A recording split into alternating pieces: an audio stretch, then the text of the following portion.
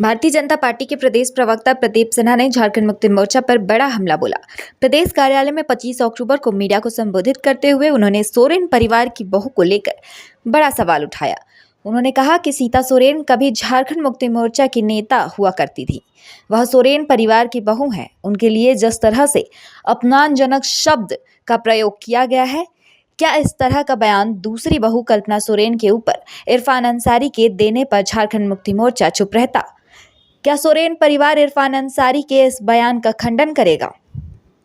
उन्होंने कहा कि नामांकन के बाद इरफान अंसारी द्वारा दिया गया बयान घोर आपत्तिजनक है। यह उनकी मानसिकता को भी दर्शाता है। उन्होंने कहा कि उनका बयान औरत और लड़कियों के बारे में उनकी मानसिकता को उजागर करता है। स्वागत है। और जो रोजाना मीडिया ब्रीफिंग इस वक्त होती है, उसके माध्यम से कुछ अहम मुद्दे जो राज्य के चुनाव से भी संबंधित है, राज्य के भविष्य से भी संबंधित है, वैसे विषयों को लेकर हम आपके सामने आते हैं। आज हम युवाओं के भविष्य को लेकर जो भारतीय जनता पार्टी ने अपने पंचफलन में घोषणा की कि 2.87 लाख जो वैकेंसीज है, हम सरकार में आते ही पहली कैबिनेट में उसके लिए हम प्रस्ताव पारित करेंगे, कैलेंडर बनाएंगे ताकि समय से एग्जाम्स हो जाए। अब बच्चों के भविष्य के साथ जो इस वर्तमान सरकार ने खिलवाड़ किया है, 5 लाख नौकरियों का सपना दिखाकर या फिर बेरोजगारी भत्ता के नाम पर उनको जिस तरह से दिवा स्वप्न दिखाया गया, एक उम्मीद जगाई गई 2019 के चुनाव में, सरकार अब उस विषय पे बात भी नहीं करना चाहती, न उस विषय पर उनका ध्यान जाता है। तो कहीं ना कहीं जो वादा खिलाफी हुई वो हमारे लिए काफी चिंता का विषय है कि एक तो जो अभ्यर्थी होते हैं उनकी उम्र बढ़ती जाती है, उम्र निकलती जाती है, उसका खामियाजा उनको भुगतना पड़ता है। तो हमारी सरकार अगर इस राज्य में आती है, मतदाताओं का भरोसा हम जीत पाते हैं, तो पहली कैबिनेट में ही जो हमने पंचफलन में अपनी घोषणा की है उसको हम पूरा करके दिखाएंगे। और महिला सुरक्षा का विषय हमारे लिए बहुत गंभीर है और हेमंत सोरेन की सरकार बनने के साथ ही जिस तरह से लॉ एंड ऑर्डर का विषय राज्य के अंदर चिंता का एक केंद्रीय बिंदु हो गया और आम जन अपने आप को असुरक्षित महसूस करते हैं, तो उसको लेकर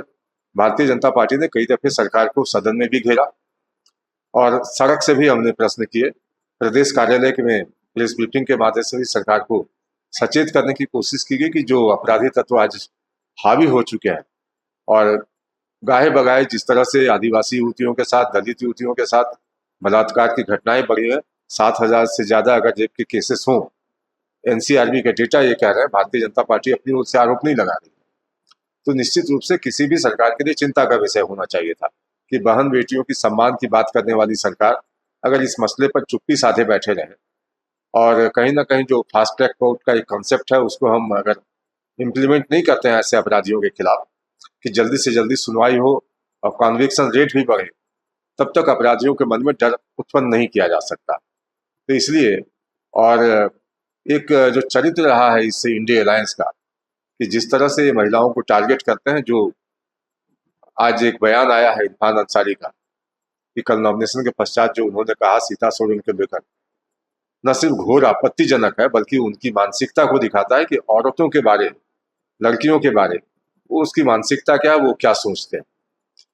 तो जो शब्दावली जो उपयोग किया गया, मैं समझता हूँ कि एक संरक्षात्मक भाषा है वो, और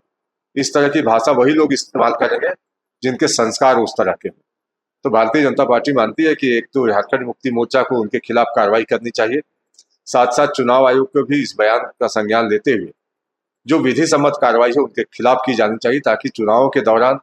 भाषा की मर्यादा कम से कम बनी रहे और कोई प्रतिपक्ष जो हमारा है, जो इंडिया सरकार में है लोग,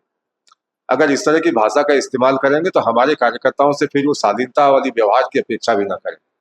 क्योंकि आप अगर किसी को उकसाने की कोशिश करेंगे तो हमारे कार्यकर्ताओं ने कोई चूड़ी नहीं पहन रखी है, माकूल जवाब देंगे, सड़क में भी देंगे, जनता के बीच देंगे और आपके चेहरे को एक्सपोज करेंगे हम